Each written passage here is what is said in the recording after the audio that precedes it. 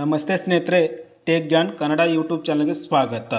Senior citizen card ಹೇಗೆ ಮಾಡಿಸೋದು, ಇದಕ್ಕೆ ಯಾವ್ಯಾವ ಡಾಕ್ಯುಮೆಂಟ್ಸ್ ಬೇಕಾಗುತ್ತಾ ಮತ್ತು ಇದನ್ನು ಆನ್ಲೈನ್ ಅಪ್ಲೈ ಮಾಡಬೇಕಾ ಇಲ್ಲ ಆಫ್ಲೈನ್ ಅಪ್ಲೈ ಮಾಡಬೇಕು, ಇದನ್ನು ಯಾರು ಅಪ್ಲೈ ಮಾಡಬೇಕು ಮತ್ತು ಎಲ್ಲಿ ಅಪ್ಲೈ ಮಾಡಬೇಕು ಅನ್ನೋದನ್ನು ಸಂಪೂರ್ಣ ಮಾಹಿತಿ ಈ ವಿಡಿಯೋದಲ್ಲಿ ಸಿಗ್ತಾ ಇದೆ ಸ್ನೇಹಿತರೆ.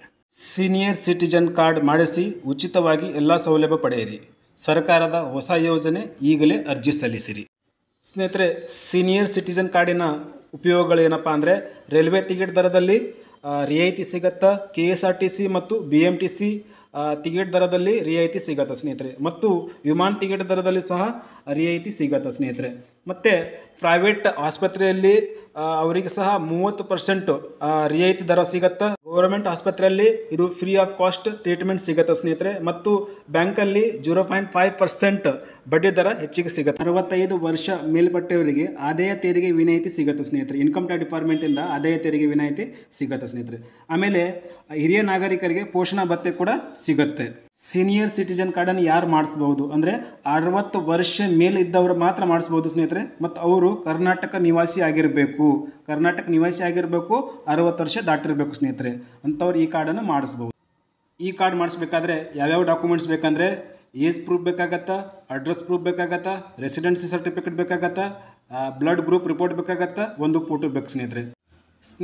ಏಜ್ ಪ್ರೂಫಿಗೆ ಆಧಾರ್ ಕಾರ್ಡ್ ಕೊಡ್ಬೋದು, ಪ್ಯಾನ್ ಕಾರ್ಡ್ ಕೊಡ್ಬೋದು, DL ಕೊಡ್ಬೋದು, ವೋಟರ್ ಕಾರ್ಡ್ ಕೊಡ್ಬೋದು, ಅಥವಾ ಸಾಲಿ ಪ್ರೂಫ್ ಏನಾದರೂ ಎಜುಕೇಷನ್ ಪ್ರೂಫ್ ಕೊಡ್ಬೋದು, ಮತ್ತು ಬರ್ತ್ ಸರ್ಟಿಫಿಕೇಟ್ ಕೊಡ್ಬೋದು ಸ್ನೇಹಿತರೆ. ಯಾವುದಾದ್ರೂ ಒಂದು ಪ್ರೂಫ್ ಏಜ್ ಪ್ರೂಫಿಗೆ ಕೊಡ್ಬೋದು ಸ್ನೇಹಿತರೆ. ಅದಾದಮೇಲೆ ಅಡ್ರೆಸ್ ಪ್ರೂಫಿಗೆ ನೀವು ಆಧಾರ್ ಕಾರ್ಡ್ ಕೊಡ್ಬೋದು, ವೋಟರ್ ಕಾರ್ಡ್ ಕೊಡ್ಬೋದು. ಅದಾದಮೇಲೆ ರೇಷನ್ ಕಾರ್ಡ್ ಇದ್ದರೆ ರೇಷನ್ ಕಾರ್ಡ್ ಕೊಡ್ಬೋದು ಸ್ನೇಹಿತರೆ.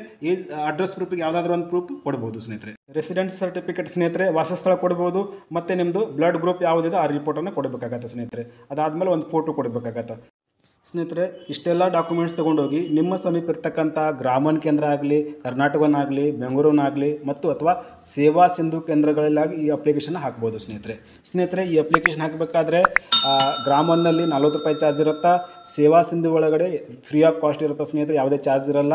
ಅಪ್ಲಿಕೇಶನ್ ಹಾಕಿದಾದಮೇಲೆ 21 ದಿನ ವೇಟ್ ಮಾಡಬೇಕಾಗತ್ತಾ. 21 ದಿನ ಆದಮೇಲೆ ಇದು ಅಪ್ರೂವಲ್ ಆಗತ್ತೆ ಸ್ನೇಹಿತರೆ. ಈ ಕಾರ್ಡಿನ ಹೆಚ್ಚಿನ ಮಾಹಿತಿ ಏನಾದರೂ ಬೇಕಂದರೆ, ನಿಮ್ಮ ಸಮೀಪ ಇರ್ತಕ್ಕಂಥ ಕರ್ನಾಟಕ 1, ಗ್ರಾಮ 1, ಆಮೇಲೆ ಸೇವಾ ಕೇಂದ್ರಗಳಲ್ಲಿ ಹೋಗಿ ನೀವು ಈ ಕಾರ್ಡಿನ ಮಾಹಿತಿ ಪಡೆದುಕೊಳ್ಳಿ ಮತ್ತು ಈ ಕಾರ್ಡಿನ ಉಪಯೋಗ ಪಡೆದುಕೊಳ್ಳಿ ಸ್ನೇಹಿತರೆ. ಈ ಥರ ಮಾಹಿತಿ ನಿಮ್ಗೆ ಇಷ್ಟವಾದರೆ ನಮ್ಮ ವಿಡಿಯೋನ ಶೇರ್ ಮಾಡಿ, ನಮ್ಮ ವಿಡಿಯೋನ ಸಬ್ಸ್ಕ್ರೈಬ್ ಮಾಡಿ ಅಂತ ಹೇಳ್ತಾ ಧನ್ಯವಾದ ಸ್ನೇಹಿತರೆ.